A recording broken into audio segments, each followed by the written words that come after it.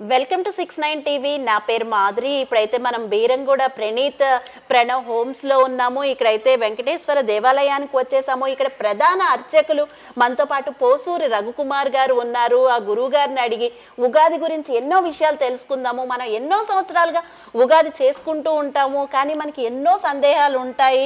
అసలు ఉగాది రోజు ఏమేమి అంటే ఇల్లు ఎప్పుడు కడుక్కోవాలి, దేవుడు రూములు ఎప్పుడు కడుక్కోవాలి, ఒకటి కాదండి గ్రహణం వస్తే కడుక్కోవచ్చా లేదా, దేవుడు పట్టాలు, ఇలాంటివన్నీ, తర్వాత కొత్త సంవత్సరంలో ఏ పనులు చేయాలి, ఏం కొనుక్కోవాలి, ఇలా ఎన్నో సందేహాలు మొత్తం అన్నీ కూడా ఒకసారి ఆయన అడిగి తెలుసుకుందాము. నమస్తే గురువు గారు. నమస్తే అమ్మా. మీకు ఉగాది శుభాకాంక్షలు ముందుగా. మీకు కూడాను. గురుగారు చెప్పండి, అంటే చాలామంది ఉగాది పండగ అయితే చేసేసుకుంటూ ఉంటారు, కానీ చాలామందికి చాలా విషయాలు తెలియవు. అసలు చెప్పాలంటే ఇప్పుడున్న జనరేషన్కి చాలామందికి ఉగాది విశిష్టత కూడా తెలియదు. సో ముందుగా మనం ఉగాది విశిష్టతతో స్టార్ట్ చేద్దాము. అసలు ఉగాది విశిష్టత గురించి చెప్పండి. శ్రీ వెంకటాచలాధీశం శ్రియాధ్యాసితవక్షసం శ్రితచేతన మందారం శ్రీనివాసమహం భజే.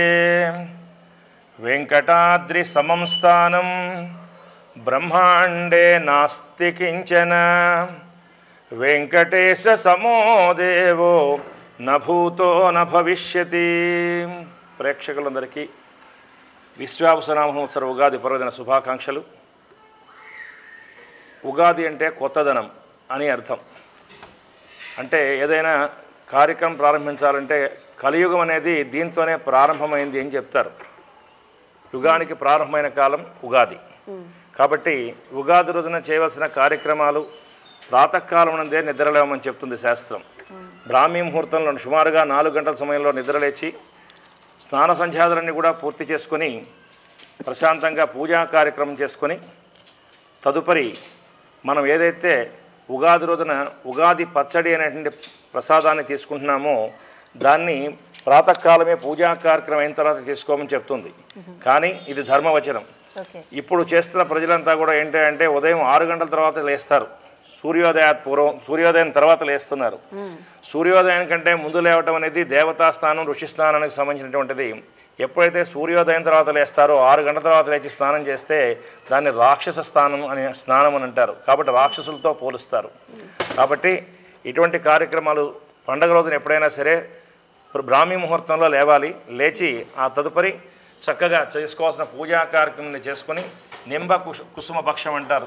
షడ్రసోపేతమైన ప్రసాదం, ఉప్పు, పులుపు, చేదు, వగరు, కారం ఇత్యాది అన్నీ కూడా ఇందులో కలుస్తుంటాయి ఈ ప్రసాదంలో. అటువంటి ప్రసాదాన్ని నివేదనగా చేసి ఆ ప్రసాదాన్ని తీసుకున్నట్లయితే సంవత్సరం అంతా కూడా ఆనంద ఉత్సాహాలతో ఉంటారని చెప్పేసి ఈ ఉగాది ప్రసాదం విషయం తెలుపుతుంది. గురుగారు, అంటే ఇప్పుడు కొన్ని ప్రాంతాల్లో అయితే రేపు గ్రహణం అంటున్నారు. సో ఉగాది రోజున దేవుడి పటాలు అవి శుభ్రం చేసుకోవడానికి ముందు రోజే చేసుకోవాలనుకుంటారు ఎవరైనా సరే. సో రేపు గ్రహణం, ముందు రోజు శుక్రవారం వచ్చింది. సో ఇలాంటి సమయంలో బూజులు అవి దులుపుకోవడం కానీ, ఇల్లు శుభ్రం చేసుకోవడం కానీ, దేవుడి గది శుభ్రం చేయడం కానీ ఇలాంటివి చేయొచ్చా? అమావాస్య అనేది తిథులలో చివరి తిథి. మంది చాంద్రమానం ప్రకారంగా మనం చంద్రుని ఫాలో అవుతాం. వేరే వాళ్ళు సూర్యుని ఫాలో అవుతారు, సౌరమానం. కానీ అమావాస్యను చూస్తే భయపడతారు కొంతమంది, అమావాస్య అంటే చాలా ఇష్టపడేవాళ్ళు కొంతమంది. అమావాస్య నాడు ఇది చేయొచ్చు, అది చేయకూడదనే విషయానికి వచ్చేసరికి రేపటి రోజున పండగ ఉంది, తప్పనిసరిగా ఈ రోజే చేసుకోవాల్సిన ఆవశ్యకత ఉంటుంది. కాబట్టి గ్రహణం అని అంటున్నారు. గ్రహణం అనేది వస్తుంది, దానికి ప్రమాణం కొన్ని గంటలు ఉంటుంది. ఆ గంటలు అయిపోయిన తర్వాత ఇమీడియట్గా ఆ కార్యక్రమం పూర్తి చేసుకుని శుద్ధి చేసుకుని తదుపరి మనం చేసుకోవాల్సిన కార్యక్రమాలని కూడా యథావిధిగా నిర్వర్తించుకోవచ్చు. అందులో ఎక్కడా కూడా దోషం లేదు. అందులో అమావాస్య అనేది, దీపావళి అనేది ఒక అమావాస్య.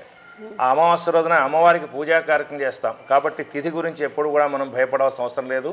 మనం చేసేది దైవ కార్యం కాబట్టి దైవ కార్యానికి నిస్సందేహంగా ముందుకు వెళ్ళవచ్చు అని చెప్తున్నాను ఈ విషయంలో. ఇది ఉగాది రోజున అంటే ఇవి మాత్రం చేయకూడదు అనేవి ఏమైనా ఉన్నాయంటారా?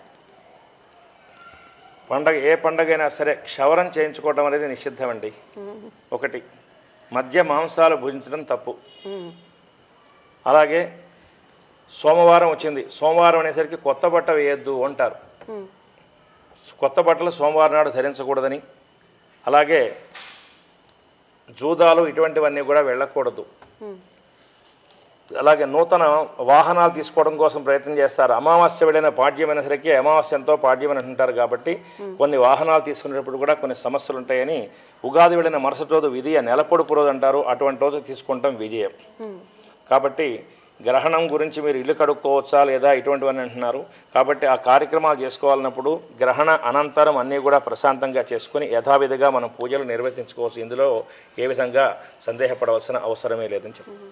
అంటే ఇప్పుడు ఉగాది పచ్చడి అనేది అసలు ఏ టైంలో తినాలి? అంటే తినడానికి కూడా పలానా టైం మంచిది అని అంటుంటారు కదా, ఏ టైం మంచిది అంటారు? బ్రహ్మ ముహూర్తం అని ముందే చెప్పుకున్నాం. బ్రాహ్మీ ముహూర్తంలో తెల్లవారుజామునే పూజా కార్యక్రమం చేసుకుని సత్సాంప్రదాయాన్ని కనుక పాటించాలి అనుకున్న ఎవరైనా సరే తెల్లవారుజామునే స్నాన సంధ్యాదులన్నీ కూడా పూర్తి చేసుకుని ప్రశాంత చిత్తంతో పూజా కార్యక్రమం చేసినట్టయితే ఆత్మారాముడు కూడా ఘోషించకుండా ఉంటాడు తెల్లవారుజామున సమయంలో.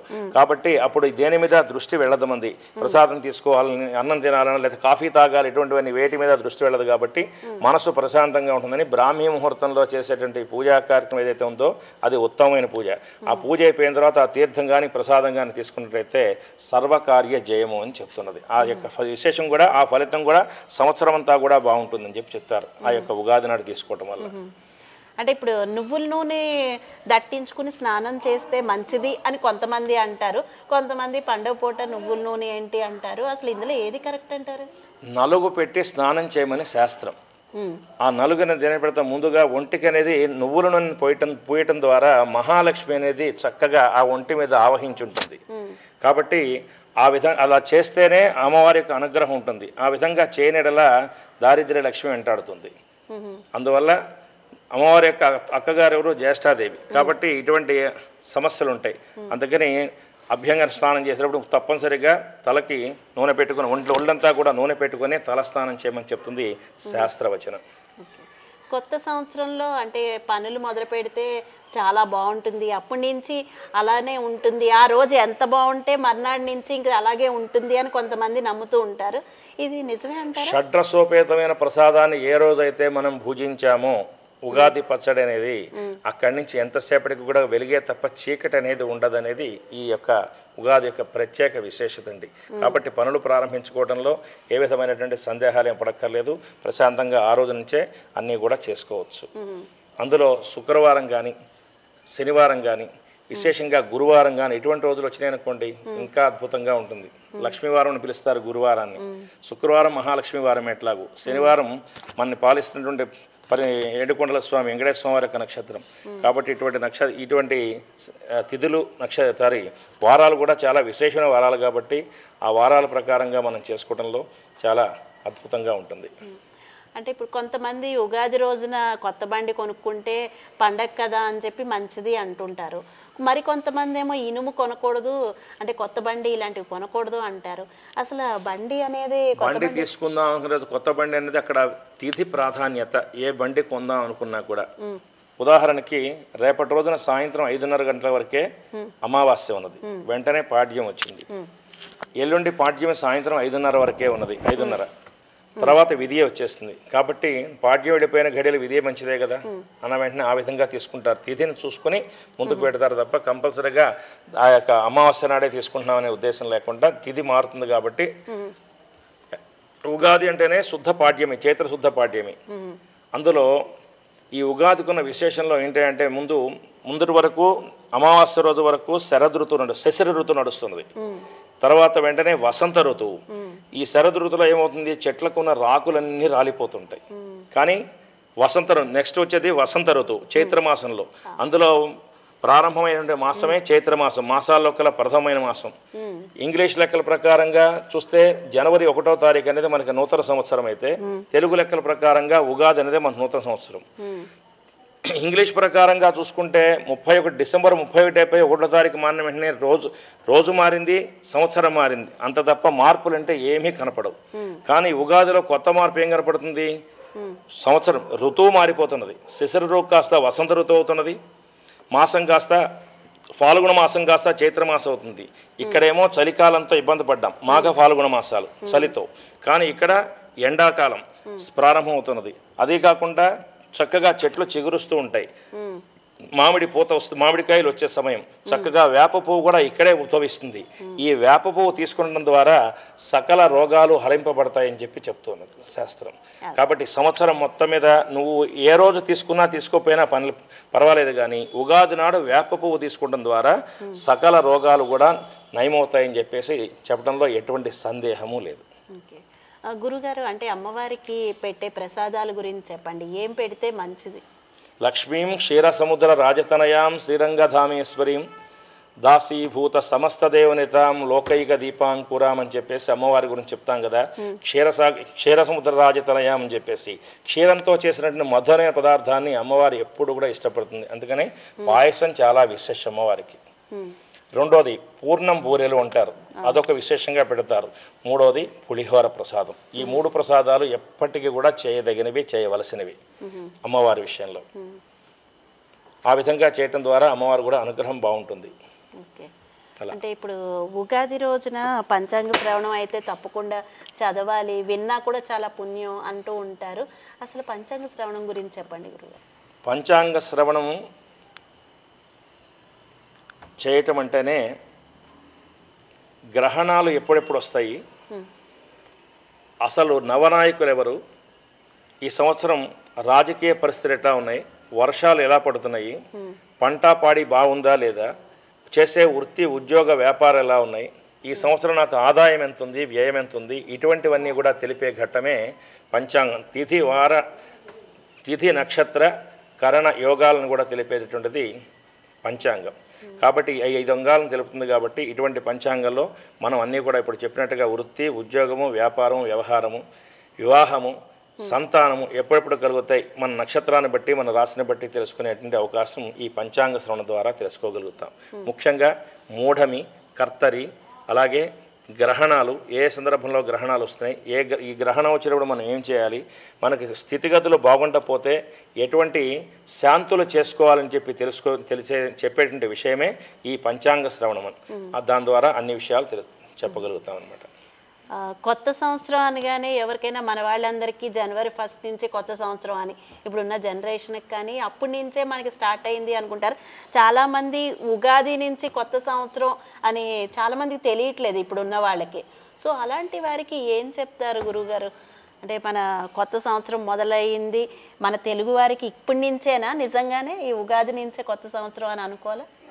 తెలుగువారికి ఎప్పటికీ కూడా ఉగాది అనేదే నూతన సంవత్సరం.